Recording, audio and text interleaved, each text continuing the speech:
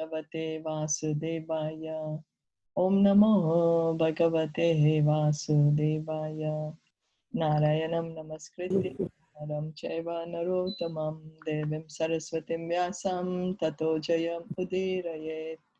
Nashta Prayeshu Abhadreshu Nityam Bhagavata Sevaya Bhagavate Uttama Shloke Bhaktir Bhavati Neshtike.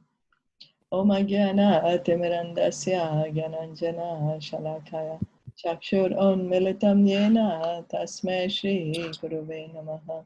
Sri Caitanya Manobhistam Apitam Yena Bhutale Swayam Rupa Kadamayam Dadati Swapadantikam Vandeham Shri Guru Shri Yuta Padakamalam Shri Guru Vaishnavamscha Shri Rupam Sagrajatam Sahagana Raghunathanvitam Tam Sajivam Sadvaitam Savadutam Parijana Sahitam Krishna Chaitanya Devam Shri Radha Krishna Padan Sahagana Lalita Shri Vishakhan Vitamscha He Krishna Karuna Sindhu Dinabandho Jagatpati Gopisha Gopika Kanta Radha Kanta Namaste Tapta Kanchana Taptakantan Gaurangi Radhe Savaneshwari Bhanu Suti Devi Devi Paramani Hari Priye Nama Om Vishnu Padaya Krishna Prishtaya Bhutale Srimate Bhaktivedanta Swami Iti Namine Namaste Saraswati Devi Gauravani Gauravani Pracharini Nirvisesha Shunyavadi Paschatyadesh Vanchakalpa tarubhyascha kripa sindhu bhaivacha patitanam pavanebhyo vaishnavebhyo namo namaha. Jai Shri Krishna Chaitanya Prabhu Nityananda Advaita Gadadhar Gadadhara Srivas Gaura Hare Dava Hare Krishna Krishna Krishna Hare Hare Rama Hare Hare Rama Hare Rama Rama Hare Hare. We continue reading from Srimad Bhagavatam Canto. We are on Canto 3, Chapter 4. Canto 3, Chapter 4, Text 17. Mantreshu mam va upayuyayatvam akuntita khanda sadatma bodha prache prabho mukta iva pramattas tanno manomo yati vadeva. O my Lord, your eternal self is never divided by the influence of time, and there is no limitation to your perfect knowledge. Thus, you are sufficiently able to able to consult with yourself, yet you called upon me for consultation as if bewildered, although you are never bewildered, and this act of yours bewilders me. So Uddhav is remembering that how Krishna would always consult with him. Uddhav was Krishna's advisor, and so Krishna would always consult with him before taking decisions. So Uddhav is saying, you're consulting with me, you're perfectly able to take the decisions yourself, but you still were taking consultation from me, advice from me, as if you were not able to take the decision yourself. So Uddhav is like, I'm amazed at this. Uddhav was never actually bewildered, but he says that all these contradictions appear to be bewildering.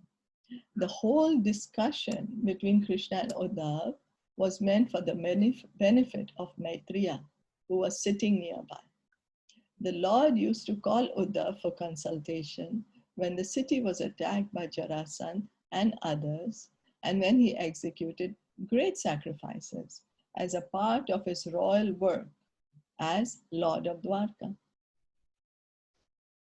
The Lord has no past, present, and future because he is unhampered by the influence of eternal time, and thus nothing is hidden from him. So Krishna, when the demons, when the demoniac kings were attacking Dwarka, he would consult always with Uddhav, oh, what should we do? What should be our strategy? What shouldn't we do?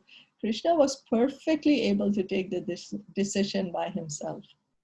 But he's just playing the part. He was playing the part of a king. So he's setting an example also.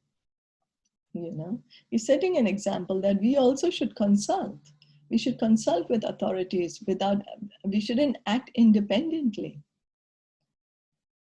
Because we could make mistakes, but Krishna can never make a mistake. Why? Because the time has no effect on him. He's all-knowing. All-knowing. He can know the past, present, and future. He knows everything. For us, we don't know what's going to happen in the future. We know what happened in the past to us. The present, we can feel what's happening, but we can't understand what's going to happen in the future. But Krishna, he knows. He knows. For us, there is a difference between our past, present, and future. Past or whatever activities we did earlier. And then now present, what we are doing. And then future, what's going to come. So for us, time is divided like that. But for Krishna, time is not divided like that. He is eternally self-intelligent. Therefore, his calling for Uddhav to give him enlightenment is certainly astonishing. All these actions of the Lord appear to be contradictory, although there is no contradiction in the routine activities of the Lord. Therefore, it is better to see them as they are and not attempt to explain them. So Prabhupada is also saying that Uddhav was saying these activities, he was taking the position. He was taking the position that he's bewildered, like how Parikshit Maharaj took the position of being overcome by thirst and hunger so that Bhagavatam could be spoken. How Arjuna was put into bewilderment by Krishna so Bhagavad Gita could be spoken. So here similarly, Uddhav apparently becomes bewildered by the activities of the Lord so that for the benefit of Maitreya Muni and for our benefit. Actually, pure devotees of the Lord are never bewildered by the activities of the Lord. Text 18.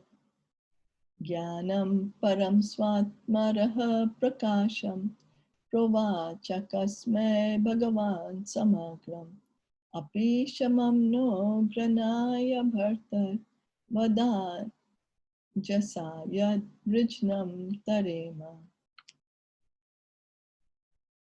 My Lord, kindly explain to us, if you think us competent to receive it, that transcendental knowledge which gives enlightenment about yourself and which you explained before to Brahmaji.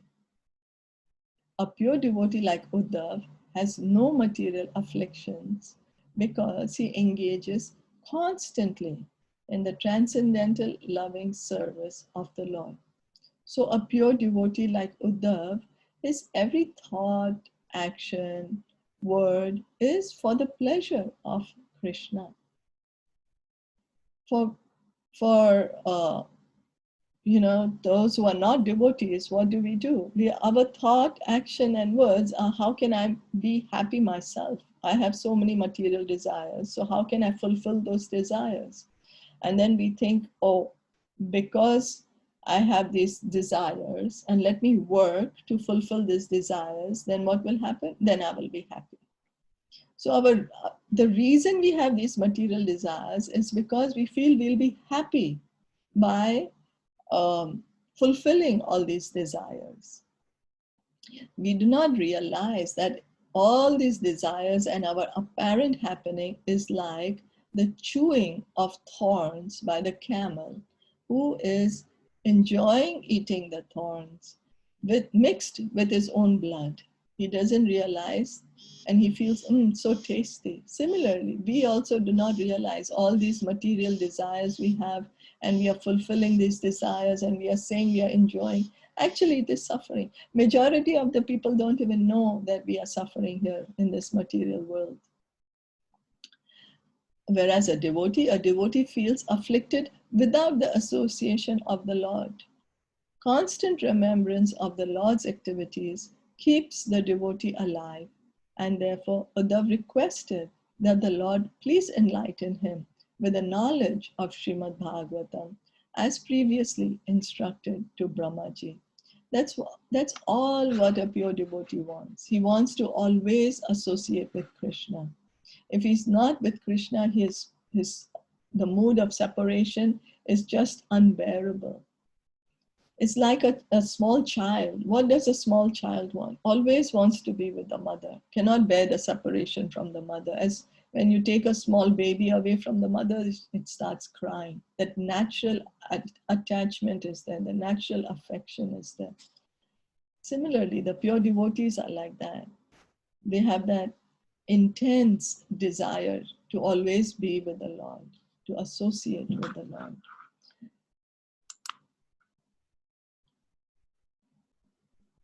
Any questions or comments?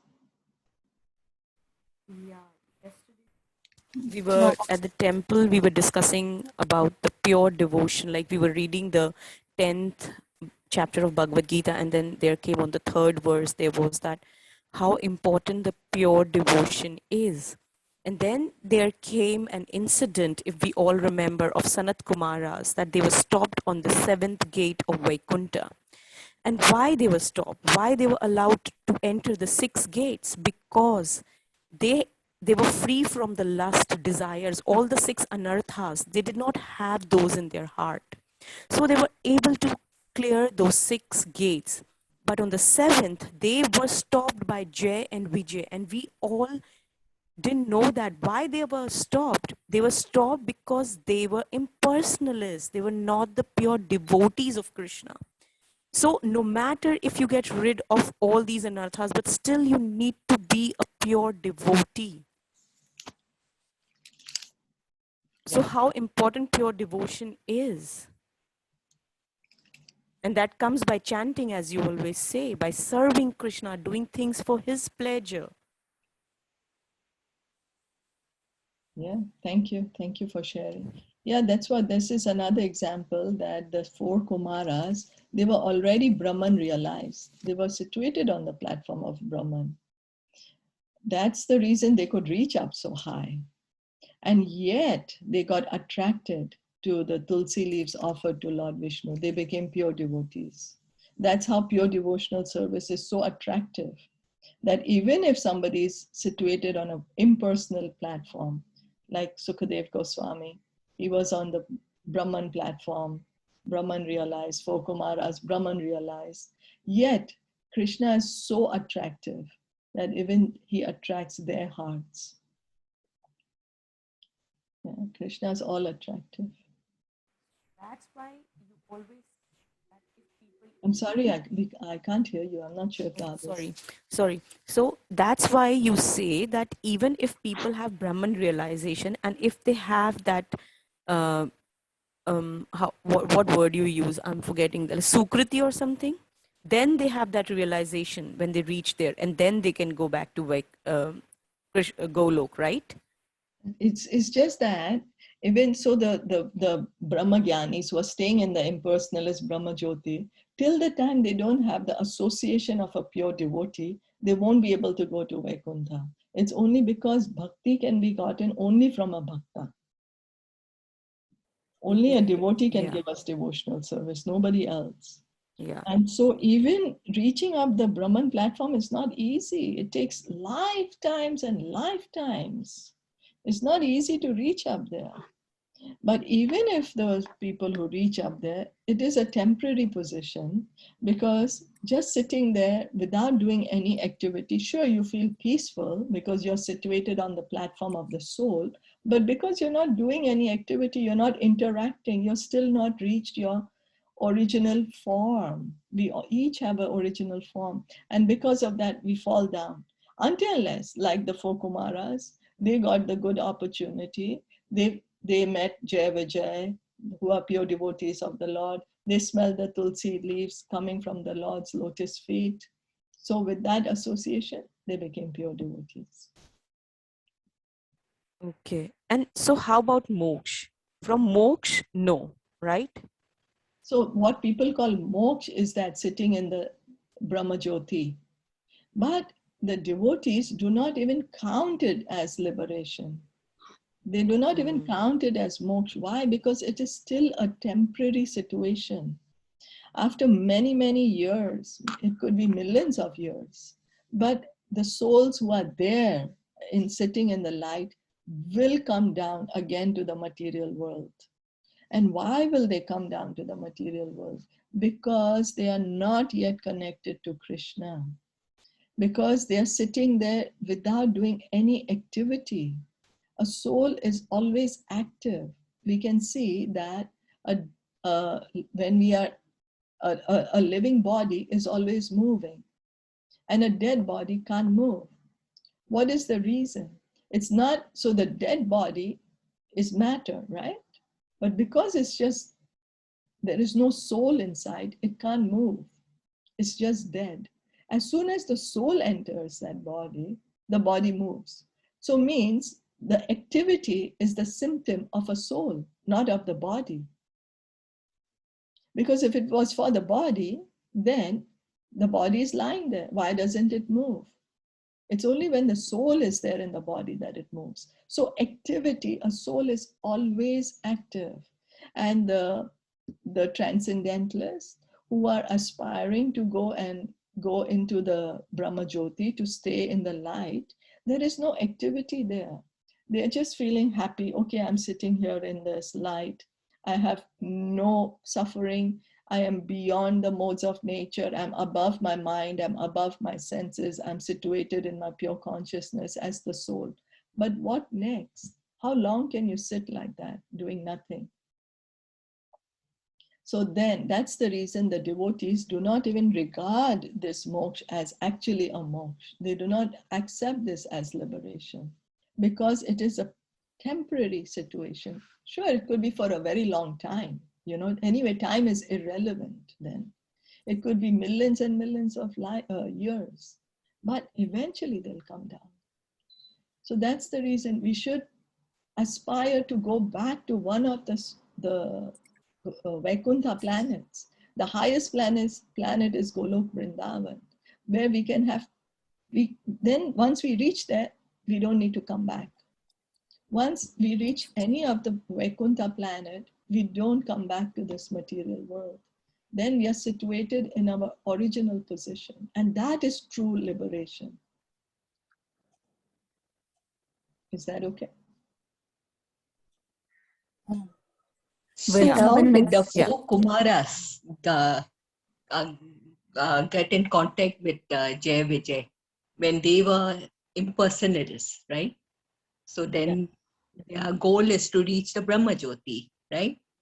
So then how did they meet Jai Vijay when Jai Vijay, they are situated in the spiritual planets, right? Yeah. Vaikuntha. So how did they get in contact with Jai You Vijay? mean why did they go? Why did the four Kumaras go to the Vaikuntha? Why did they try to enter? Did they try to enter? Because Yeah, they tried to enter. if they are impersonalists, like they believe in impersonal this thing, right? God, then how did they reach there? Because they would go only to Brahma Jyoti, right? The Yes. Yeah. So I'm not exactly sure what aspired. We will read about it in Bhagavatam later. I'm not sure what actually made them go up to there. Yeah, like how Nia is saying that, they passed at 6 Yeah, gates. So that is all in the upper planets. in the spiritual world. Spiritual world, yes. So In the spiritual world. But we also have to understand, we have to realize that being in the impersonal Brahma Jyoti is still not our perfect position. yeah, that's what it's So right. that desire is always there. What more is there?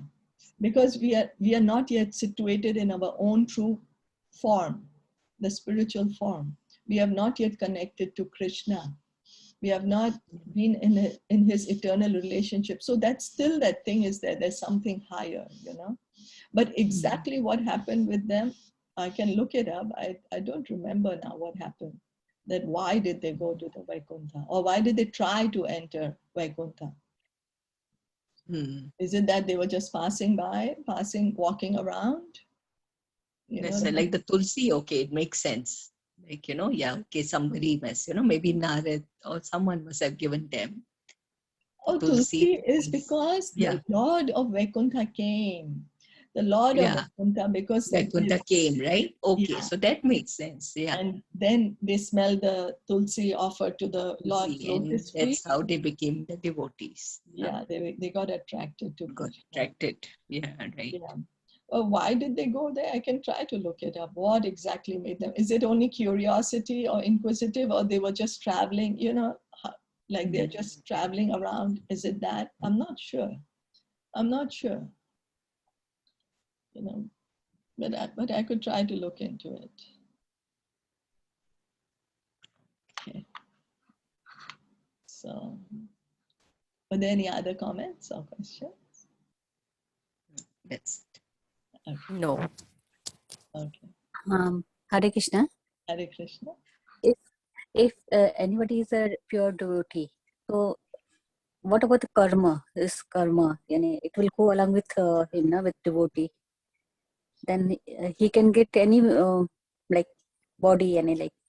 So is it okay to be a devotee rather than asking for the moksha? So what happens? A pure What devotee. is better? Moksha is not better than the. No, moksha is not better because moksha is temporary situation. It's a very long situation, millions and millions of years, but it is still temporary. From being in the light, we will still come down to the material world one day or the other. Until unless, like the four Kumaras, we come in contact with the devotees, and then from there they take us to the spiritual world. They take us to one of the planet. And so why a pure devotee has no karma. No karma for a pure devotee. Why? Because what is karma? Is I am doing some action and I get a Right. reaction. And I'm Right. waiting for that fruit. When I'm sowing a mango seed, then my desire is that there will be a tree and there will be a mango, and I will eat the mango and I will be happy. Right? So that is the karma. Now, for me to be happy and to eat the mango, I have to be here, right? Because I put the tree, the seed, and so I have to wait here in the material world to be able to eat that mango and to be able to enjoy.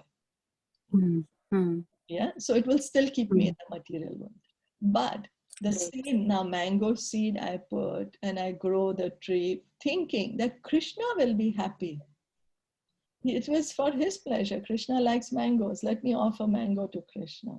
And I offer that mango to Krishna and then I eat it. Then there is no reaction. I do not need to be in this material world for that because it is for Krishna's pleasure. And if a pure devotee has any past karmas, any reaction, if he has, Krishna says he takes away all, because he says Sarva Dharmam Parityagya in Bhagavad Gita 18.66. Sarva Dharmam Parityagya Mam Ekam Sharanam Raja. Aham Tvam Sarva Papebhyo Mokshayashyami Ma Suchaha. Abandon all varieties of religion and just surrender unto me. I will save you from all sinful reactions. Do not fear. So it's Krishna's guarantee. He says, you surrender unto me. You become my pure devotee. Then somebody might say, oh, but what happened? What about my other dharma? You're saying don't do anything else. I will get papa. I will get sins. Krishna is saying, I will take away all your sinful reactions. And then the devotee might say, are you sure? So Krishna is saying, do not fear. Do not fear. He is giving this guarantee. And so we can take it up with him. We can test it with him. We can fully surrender unto him and see what he does. We can take up on his word that Krishna, you said it. Most often I have heard that pure devotee always ask for the lotus feet of the Lord Krishna. So what is the importance of the feet of the Lord Krishna? Yeah, that's what everybody, all the devotees are trying to understand, all the pure devotees, even they are saying, what is there in this lotus feet of Krishna? I want to taste also. Like the bees are always hovering around the flowers to taste the nectar. So all the pure devotees are hovering around the lotus feet of Krishna because they want to taste the nectar, you know.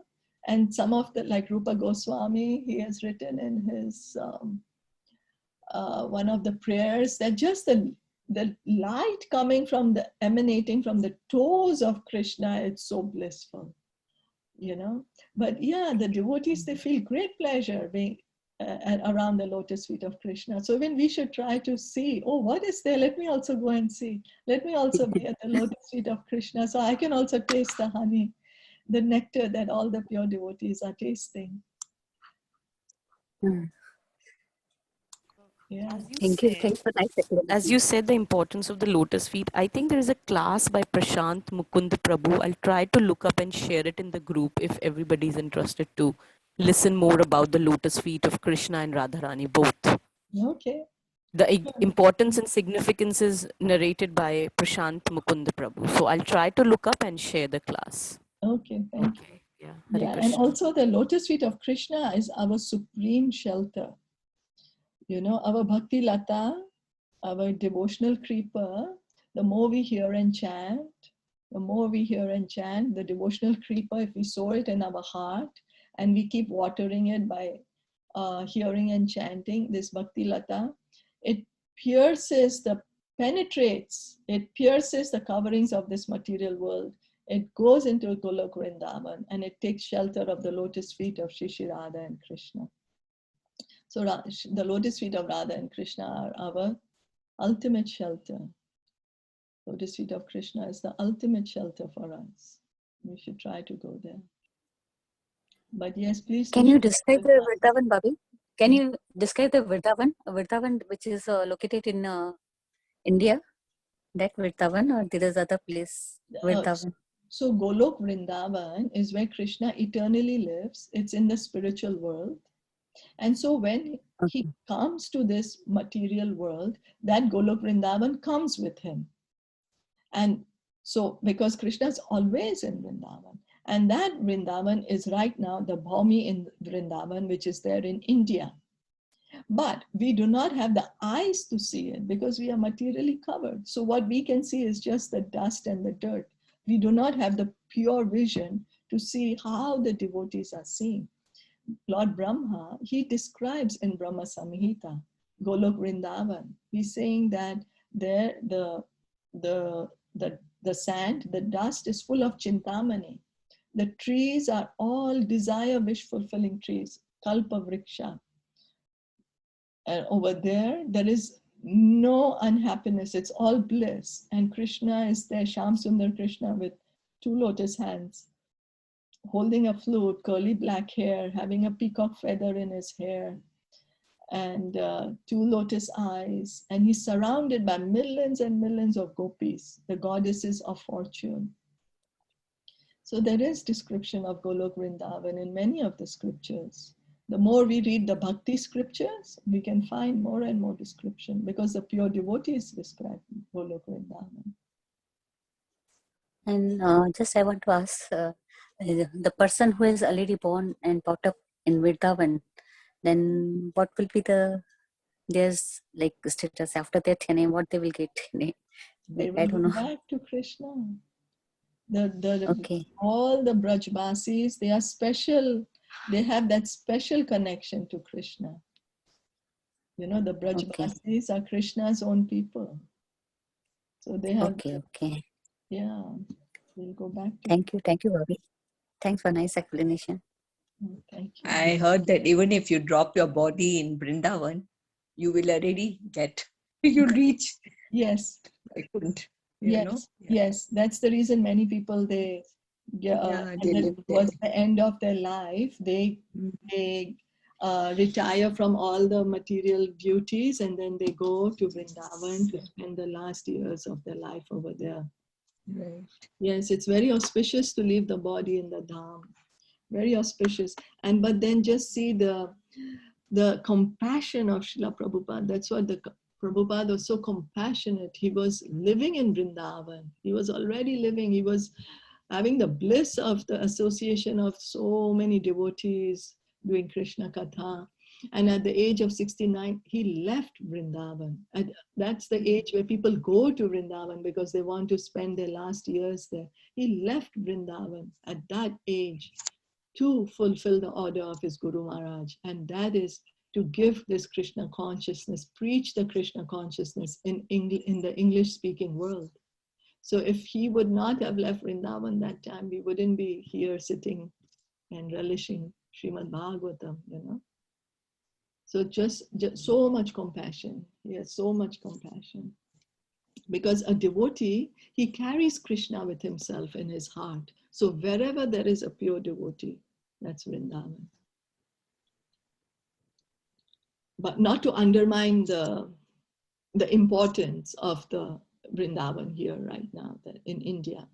You know, of course, it's very, very special place. It's the spiritual world. So we can stop here for today. Could you form a group of this class so that, you know, if anything you want to share, something now, Neha was saying that she would like to share, you know, what she read. Ah, yes. Actually, Yeah, like, of our reading group. Of our reading this chanting Yeah. Bhagavatam, Srimad Good. Bhagavatam. Yeah. Bhagavatam group, yeah, you Because can it's make a morning individual, no? Bhagavatam. Morning, Yeah, morning group. Okay, Bhagavatam because we group. have so many of the other reading groups. No, Yeah, so because maybe you can make a certain morning things, Bhagavatam. yeah, Yeah. there's at Yeah, we can least, make a morning one. Yeah, sure. I'll make one. yeah. Yeah, I'll make one. Because, yeah, I would like to listen, no? Like how Neha was saying there's something that she would like to share. Yeah, yeah. Yeah, sure. I'll make one. Yeah, thank Morning you. Bhagavatam.